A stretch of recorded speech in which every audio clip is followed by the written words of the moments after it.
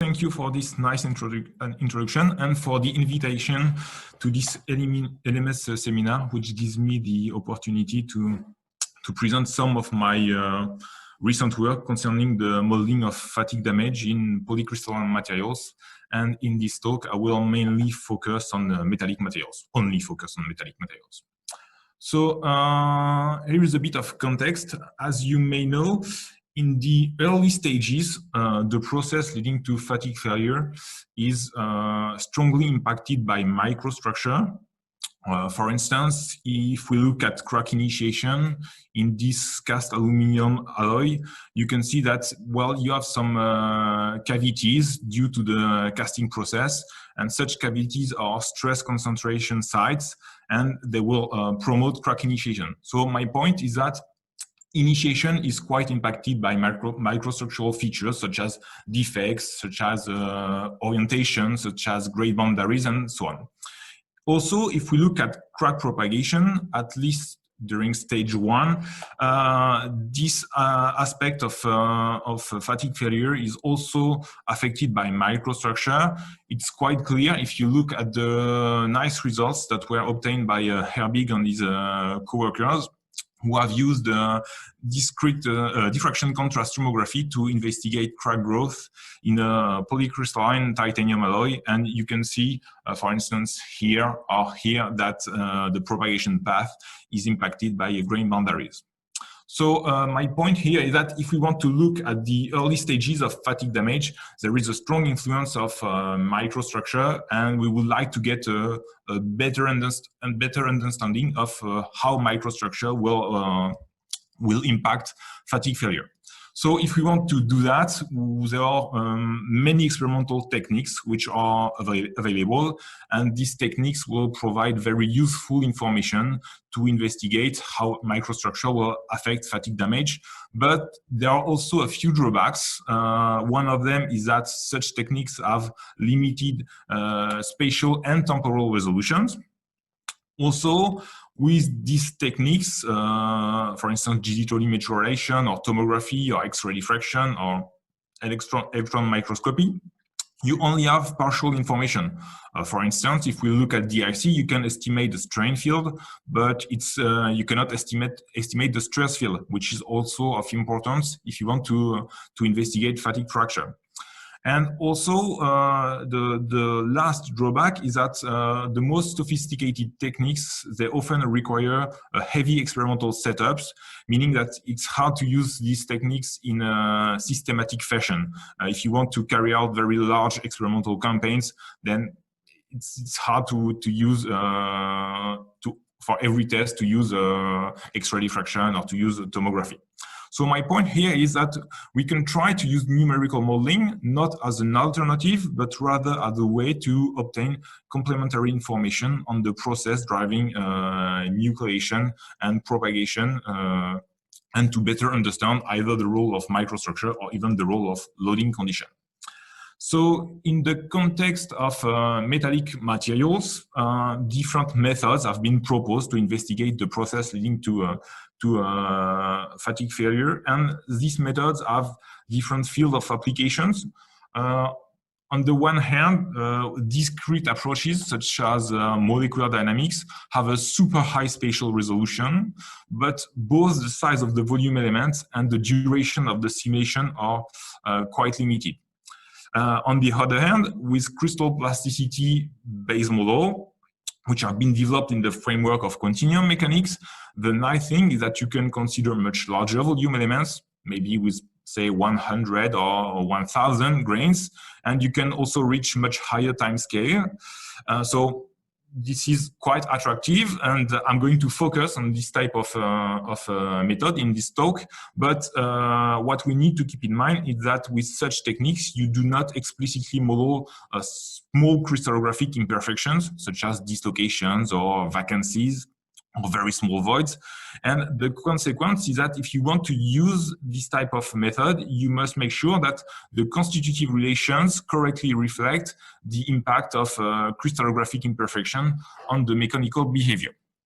So if we take a closer look at the use of crystal plasticity in the context of fatigue for metallic materials, well, if you look at what's going on in the literature, you will see that many studies have used crystal plasticity to investigate the role of microstructure on crack initiation. And most of these studies will always use the same type of strategies. They will try to calculate some stress quantities such as normal stress, hydrostatic pressure, and so on, or strain quantities such as shear strain amplitude or accumulated plastic shear strain, or even energy quantities, the typical example being the average plastic work per loading cycle. And they will try to combine these quantities to construct some indicators, and these indicators will allow determining whether the conditions for initiation are met or not.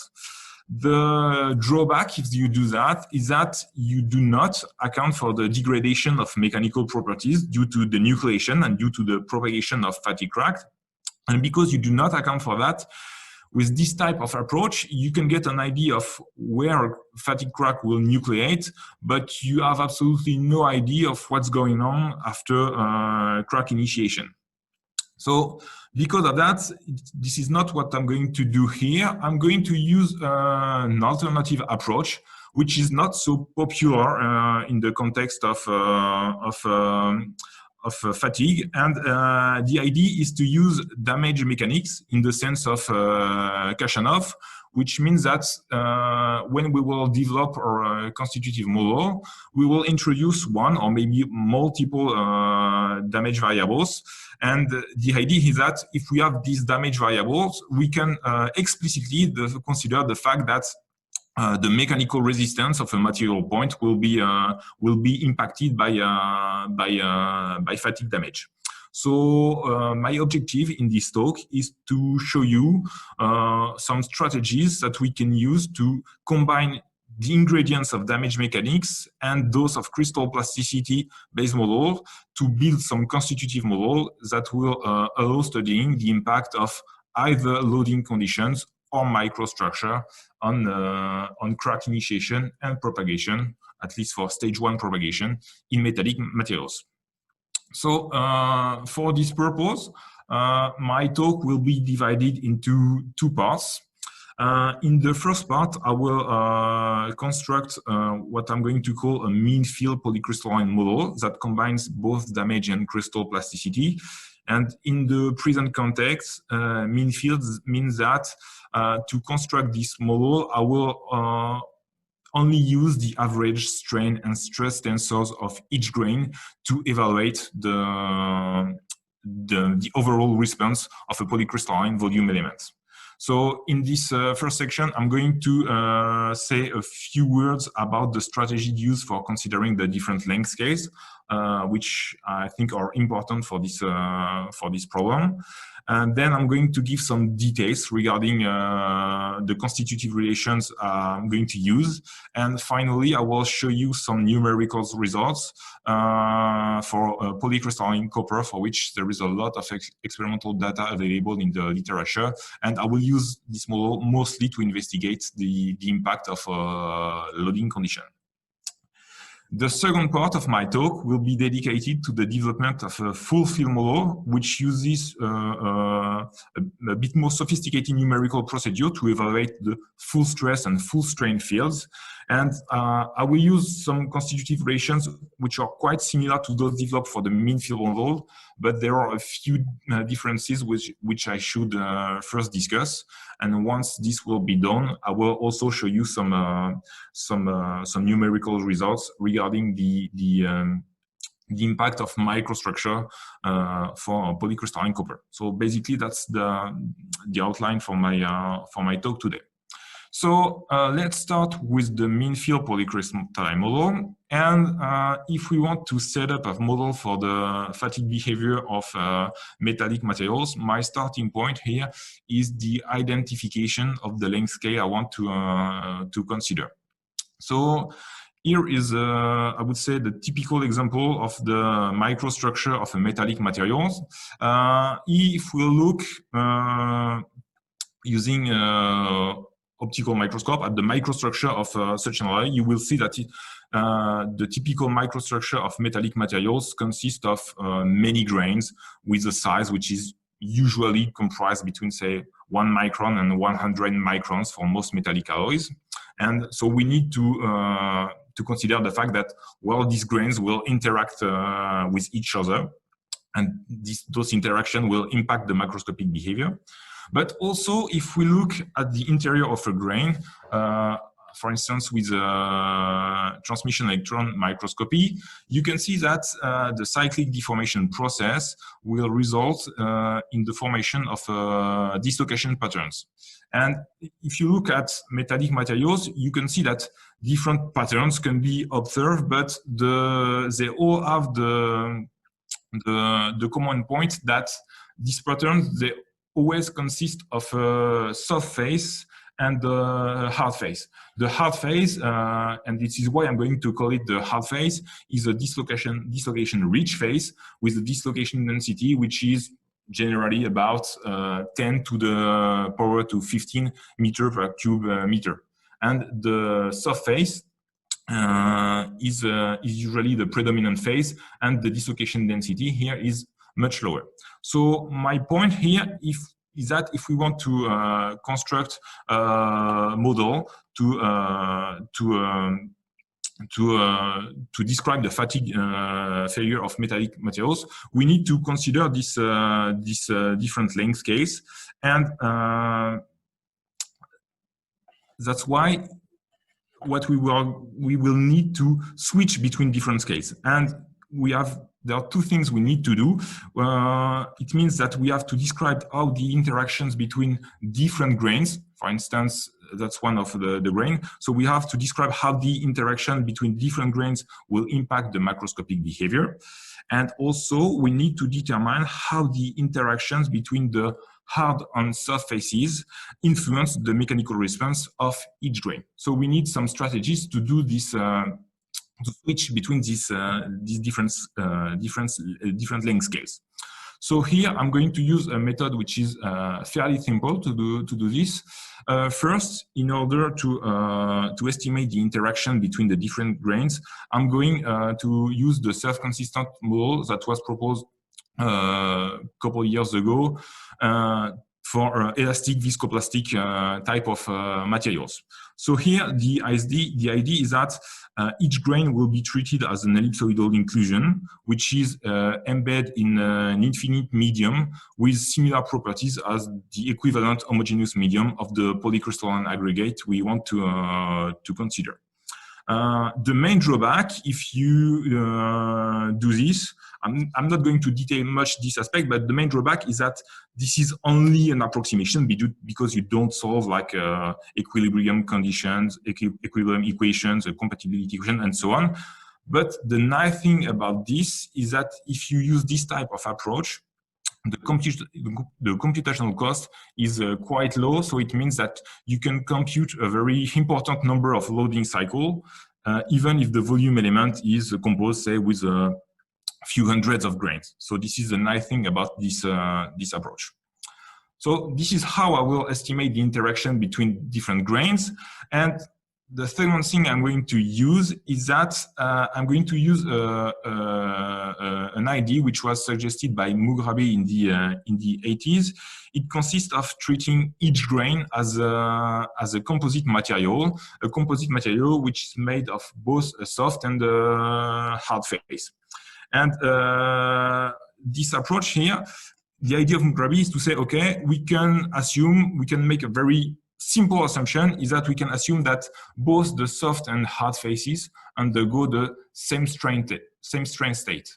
And if we have some constitutive relations for both the soft and hard faces, then we can estimate the stress state for both the hard and soft faces. And using the classical averaging relation of homogenization theory, if we know the hard phase volume fraction, which is denoted by W, which is the material parameter, then, well, it's easy to calculate the stress state for each grain. So that's the idea I'm going to use to switch between the the different skanks. How am I going to estimate the behavior of each grain, and how I'm going to estimate the behavior of all polycrystalline aggregates. So once we have this in mind, we can try to discuss the constitutive relations I'm going to use to model the behavior. And for this purpose, we need to specify what deformation mechanism we want to consider for each phase. For the half phase, because of the very high dislocation density, the yield stress is likely very high. And as a consequence here, I will assume that we have a purely elastic behavior for the half phase. For the soft phase, the dislocation density, and hence the yield stress, is much lower. So it means that some contribution of both elasticity and plasticity should be considered. And here to describe the process leading to plastic deformation, I'm going to use the framework of crystal plasticity. And the idea is to say that, okay, plastic deformation is the sole result of crystallographic slip on some slip system. And to define a slip system, we need two unit vectors. We need the slip plane normal, which is denoted by n here, and the slip direction m. And using this framework, we can account for the specific kinematics of crystallographic slips. So the next step is that if we want to construct constitutive relations, we need some state variables for both the hard and soft faces of each grain. So for the soft phase, let's have a look at the state variables. So here we have the stress tensor, we have the plastic strain tensor, and also for each slip system, we will have a hardening variable, and this hardening variable has a physical meaning, which is, I would say, quite clear because it is proportional to the square root of the dislocation density. And also, one important idea here is that also for each slip system, we will have a damage variable. And the underlying idea is that in the context of fatigue, cracks will nucleate and propagate along slip planes. So having a damage variable for each slip system is a very convenient way of accounting for this aspect of fatigue damage. For the half phase, it will be super simple because since we will assume a purely elastic behavior, the stress tensor is the sole state variable.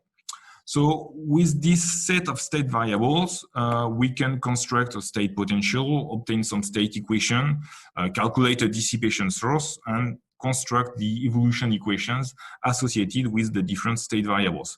I'm not going to give all the details of this procedure here. I'm just going to summarize the most important equations.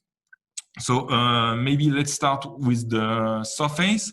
So as I said earlier, for the soft phase, the strain tensor is the result of both elastic and plastic contribution. And for the elastic contribution, we can evaluate this contribution from, well, the stress tensor and also the compliance tensor. And something which will be important for the following is that to consider the degradation of mechanical properties, the compliance tensor must depend on the damage variables which are associated with the different slip system. And also, if we want to consider closure effects, you will see that here that the compliance tensor depends on the normal stresses which are exerted on each slip system. So this will be the ingredient that allows considering closure effects in the following. So the key idea here is how do we evaluate the compliance tensor? So we will use the following idea, and this idea is to say that, okay, say we have a material point, and for this material point, we will assume that fatigue damage results in the fact that it reduces the capacity of transmitting forces along the normal direction associated with the slip systems. So it means that if we look at the compliance tensor, so which is denoted by S here, and we can write this compliance tensor using voice notation in the coordinate system, which is attached to a sleep system. The idea is to say, okay, if the ability of transmitting forces along the normal direction along N is impacted by fatigue damage, well, this ability can be controlled with these three diagonal components of the compliance tensor. So you will see that you only need to play around with these three components to control how damage will impact stiffness properties or compliance properties. So let's look at the situation where, say, we have one sleep system and this sleep system is fully damaged, which means that the corresponding damage variable is equal to 1. And also we will assume that for this case that the normal stress acting on this sleep system is positive. So in this case, the system is unable of transmitting forces along the normal direction. So in this case, it means that the definition of our compliance tensor is such that these three diagonal components are all equal to infinity. One situation we also can imagine is very similar to this one. The same sleep system is fully damaged, so the damage variable is still equal to 1. But in this case, the normal stress is negative. So we will assume that in this case, closure effects should be activated. And to do this, we will assume that the projection of the compliance tensor along the normal direction will return to its initial value. So that's basically the idea we will have to evaluate how the damage on a given sleep system will impact stiffness properties. And maybe to clarify these aspects, we can take an example. An illustrative example. So this example is a copper single crystal with a single 111-110 sleep system. And for this sleep system, it's easy to plot the Young's modulus and the shear moduli, so E and G, as a function of the damage variable. And so here are the value of the Young's modulus and the shear moduli as a function of the damage variable. As you can see here, if the normal stress is positive, which means that cracks are open, then the Young's modulus progressively decreases when damage grows. If the normal stress is negative, in this case, closure effects are activated and the Young's modulus will return to its initial value. It's not impacted by damage. For the shear moduli, here, no matter the value of the normal stress, doesn't matter if it's positive or negative, the shear moduli always decrease with increasing damage. So with this strategy, we can calculate what the driving force for damage, and the driving force for damage is the elastic energy restitution rate. So with this strategy, we can calculate this restitution rate. And you can see that this rate, which is denoted by Y, depends on the damage variable. And it also depends on the normal stress, sigma, which is applied on the sleep system of interest upon the condition that this normal stress is positive. And it also depends on the shear stresses, tau and pi, which are applied on the sleep system. And here you can see you can introduce some material parameters, which are denoted by ANN, AMN, and AKN. And these material parameters have been introduced to control the respective contribution of normal and shear stresses. And here we also need an evolution equation for the damage variable. So here I'm going to use a rate-dependent formulation. And in this rate-dependent formulation, I've introduced some material parameters, W and S, which are basically some viscosity parameters that allow controlling the kinetic aspect of damage growth. So that's the idea for damage. And now for the plastic strain tensor, I will use something which is very common. So the context of crystal plasticity, knowing the stress tensor which is exerted on the slip system, we can calculate the shear stress which is applying on this slip system. Also, knowing the hardening variables, we can calculate the critical resolved shear stress on this slip system, which are basically the yield stresses. And once we know this, we can use the framework of rate-dependent plasticity to construct a flow rule. So here we have used the flow rule of Merrick and Kaito, and using this flow rule, we can calculate the plastic shear strain rate on each slip system, and also we can calculate the evolution rate for the isotropic hardening variable. And here we have a nonlinear isotropic hardening rule, which results from the fact that strain hardening results from the competition between dislocation multiplication and dislocation annihilation. Once we know the shear strain rates for the different slip system, then it's easy to deduce from that the plastic strain rate for the surface. So that's basically what we have to describe the mechanical behavior of the surface. And for the hard phase, our constitutive model is super simple because we have assumed a purely elastic behavior for this phase. So the constitutive model consists of only one state equations that tells us that the strain state depends linearly on the stress state. So that's what we have for the hard phase. So with this constitutive equation, our model is now complete. And prior to showing some numerical results, it's worth discussing the consequences of the composite model we have used.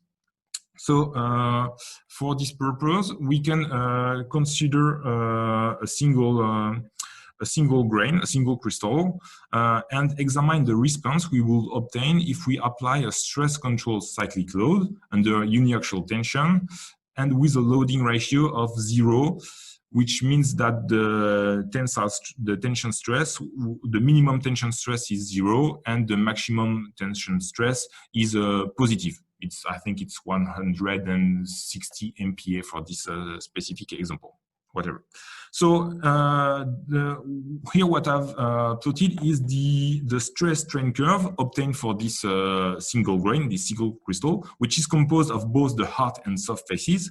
And if we look at what's going on in the grain, well, obviously the stress oscillates between 0 and 160 MPa. But if we look at what's going on in the soft face, which controls plasticity, which controls damage, you can see that there is a mean stress relaxation type of phenomenon. And you can see that the mean stress in this surface progressively decreases. And once a steady state is reached, you can see that the mean stress which is applied on the surface is much lower than that of the grain. So in the surface, what we need to keep in mind for this specific example is that the mean stress is partly relaxed due to the composite grain assumption.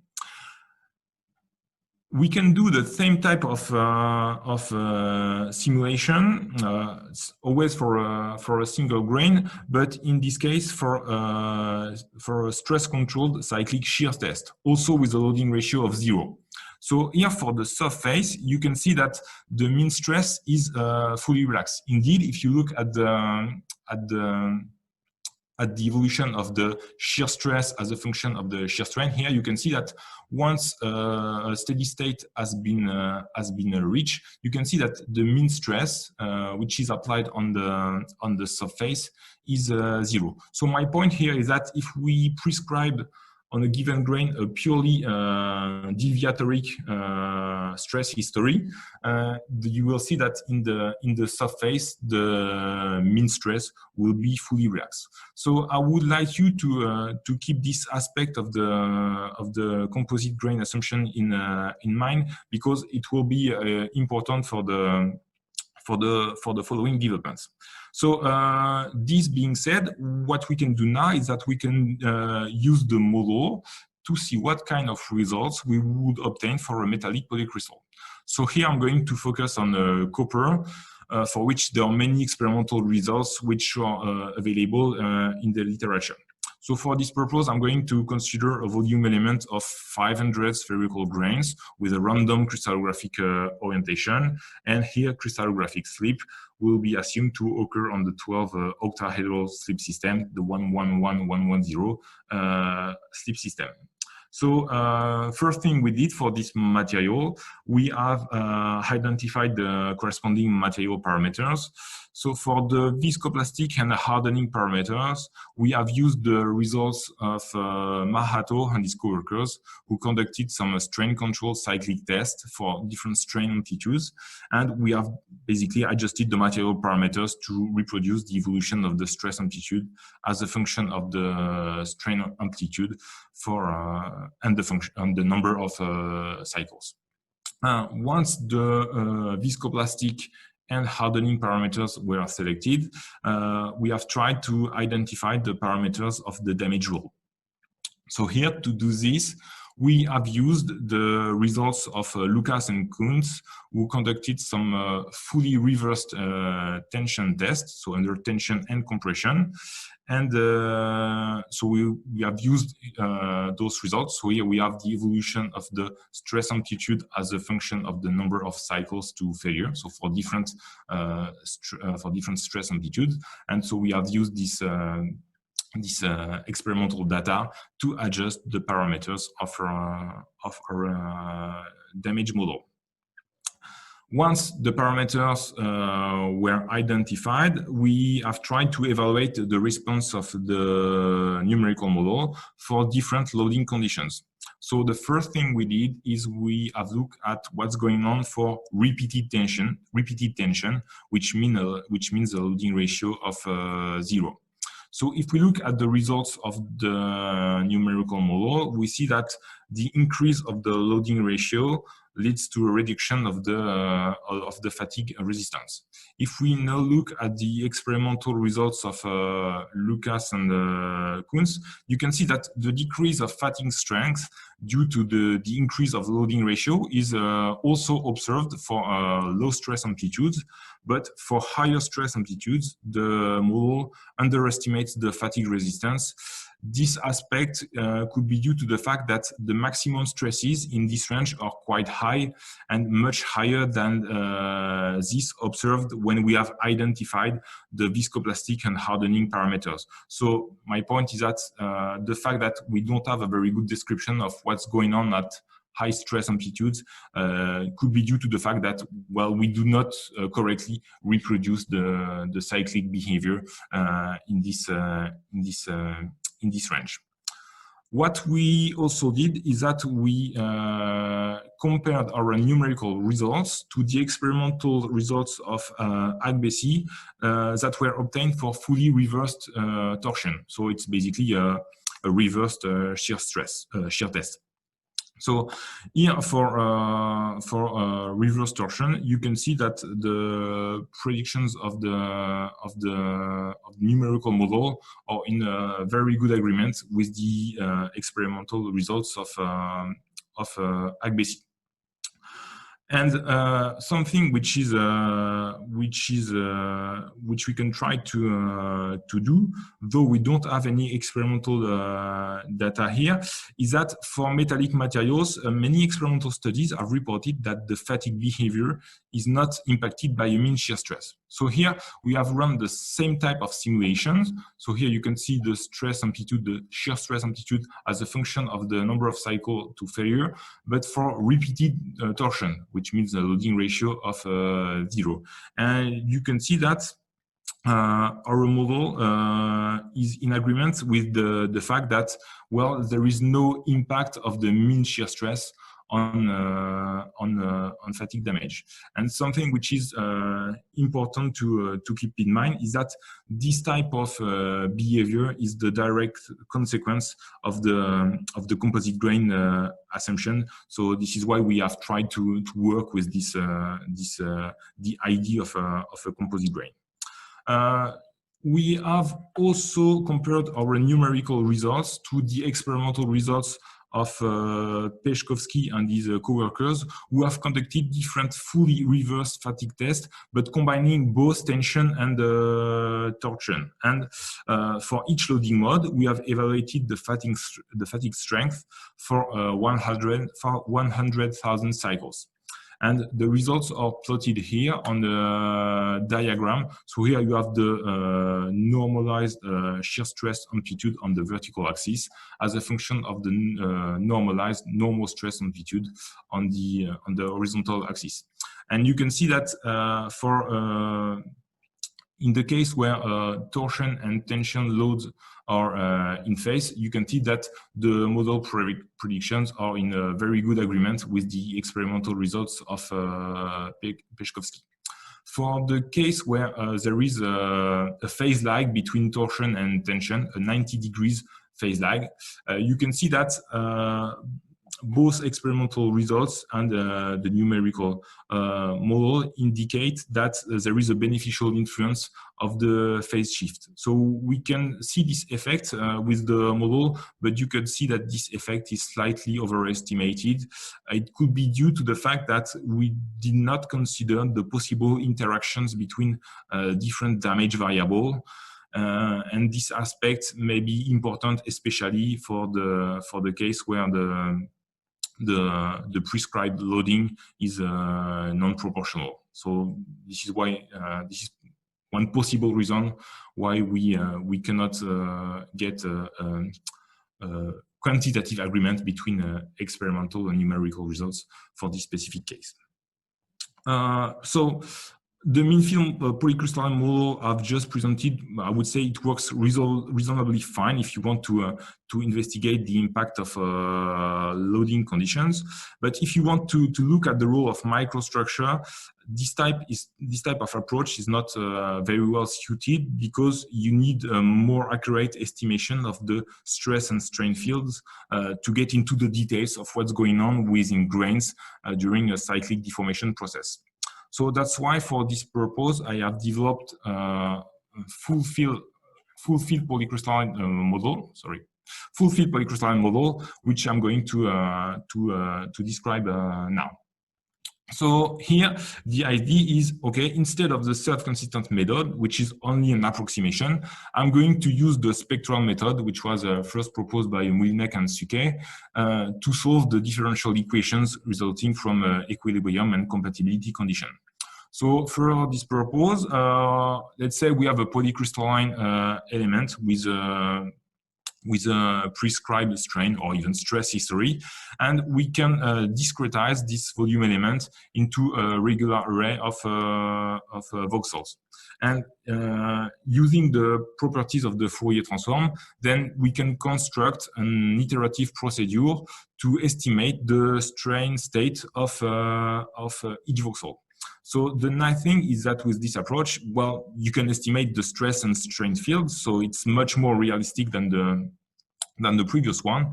But the computational resources you need are also significantly higher, so it's hard to compute the mechanical response for a very high number of loading cycles. So here, the constitutive model I'm going to use is quite similar to the previous one, but there are a few differences I should discuss. So for this purpose, let us once again consider the list of state variables used for the construction of the constitutive model. So we have the stress tensor, the plastic strain tensor, the hardening variables. We do not use the composite grain assumption here. So to describe the cyclic behavior, we need some kinematic hardening variables. We always have some damage variables, but here we also have considered the spatial gradients of these damage variables as additional state variables, which allows considering the increase of surface energy associated with fatigue crack. So the constitutive model is non-local. Also, at this stage, we have multiple damage variables, one for each slip system, which is not very convenient to construct constitutive relation, especially if you want to estimate surface energy associated with fatigue cracks. So to circumvent this difficulty, we would like to have a damage variable that represents the progression of fatigue damage, not only on the given slip system, but for a material point. And to do this, we can introduce what I'm going to call a global damage variable, which is not a new independent variable. It's just a variable that is such that it is 0 in the absence of damage, and it is 1 if at least one slip system is fully damaged. And we can also use the gradient of this variable, which depends on the damage variables and their gradients, to evaluate surface energy. So if we have a look at constitutive relations, the strategy is very similar to what I did before. We have elastic and plastic contribution. The impact of damage variable on the compliance tensor is modeled in the exact same way as before. The only difference here is that if we look at the driving force for damage, we still have the elastic energy restitution rate, but due to the fact that the model is non-local here, we have an additional contribution of the global damage variable, and also we have a diffusion term here with the second order derivative of this global damage variable. So here, what we need to keep in mind is that the driving force for damage is not purely mechanical. And here, the non-local contribution to this driving force can be controlled with these two G and L parameters, G being related to the surface energy density, and L being an internal length scale. For the evolution equation for the damage variable, we use the rate-dependent type of equation, same as before. For the plastic strain rate, we still use the framework of rate-dependent plasticity with some equations which are very similar to what we had before. The main difference is here is that on each slip system, because we have introduced a kinematic hardening variable, we need to calculate the back stress which is exerted on each slip system, which is needed for the evaluation of the plastic shear strain rate, and which once the plastic shear strain rate is known for each slip system, we can calculate the plastic strain rate for the material point of interest. So something which is very similar, except that we don't use the composite grain assumption, and we have this non-local contribution to the driving force for damage. So let's show some numerical examples. So here is the volume element we are going to consider. So it's steel copper. The volume element is composed of 100 equiax grain, and we have also the same slip system as before, and the grains have a random crystallographic orientation. So the first thing we have looked at is we have simulated a strain-controlled uniaxial tension test with a strain amplitude of 0.6%. And you can see that during the very first loading cycles, the maximum stress per cycle will increase due to strain hardening, but due to fatigue damage, in the second part of the simulation, you will see that the maximum stress will decrease. If we want to get a more quantitative description of the impact of damage on the cyclic behavior, we can look at the evolution of the Young's modulus as a function of the number of cycles. So the Young's modulus along the loading direction. So here is the evolution of the Young's modulus as a function of the loading direction. And you can see that, well, for a small strain amplitude, then, well, the Young's modulus is pretty much not impacted by fatigue damage. But for higher strain amplitudes, you will see that this Young's modulus tends to decrease, but due to closure effects, you can see that there are some fluctuations, so which are due to these closure effects when we switch between tension and compression. We can look at the damage field that we obtain at the end of the tension cyclic test. And you can see here that if you look at these volume elements, you can see that multiple cracks have nucleated, and these cracks, they are all oriented with an angle of approximately plus minus 45 degrees with respect to the loading direction, which is consistent with experimental observation. We can use the model also to look at what's going on at the beginning of the crack initiation process. And here you can see that some cracks are being nucleated. And if you look at how much energy is dissipated during loading cycles, you can see that we have some results which are quite similar to the experimental results of Bertel, because we can see that the crack initiation zones are those for which a high amount of energy is dissipated into heat. If we want to investigate the connection between damage and plasticity, we can plot the distribution of the damage variable as a function of the Schmidt factor. So the Schmidt factor is an indicator of how well a system is oriented for crystallographic slip. So if the Schmidt factor is equal to 0.5, well, the system is favorably oriented for crystallographic slip. And you can see that in this case, you will have a lot of damage on this type of slip system. So my point here is you can see that, well, damage accumulates preferably on favorably oriented slip system. And to achieve this, we did not introduce an explicit type of damage, an explicit coupling between damage and plasticity. This type of results is just due to the fact that both plasticity and damage are impacted by shear stresses. Also, if we look at the influence of at the localization of damage, here I have plotted the evolution of the damage variable as a function of the distance to the closest grain boundary. So for each voxel, you can calculate the distance to the closest grain boundary, and you can see that damage develops preferably close to grain boundaries, which is due to the internal stresses resulting from the anisotropy of stiffness and plastic deformation properties. So that's for uniaxial tension. We can look at what's going on for cyclic shear test with strain-controlled cyclic shear test. So here is the evolution of the shear stress as a function of the shear strain. So something which is quite similar to what we obtain for uniaxial tension. But if we look at the evolution of the shear modulus along the loading direction as a function of the number of cycles, we have the same effect of strain amplitudes. But here you can see that because this is a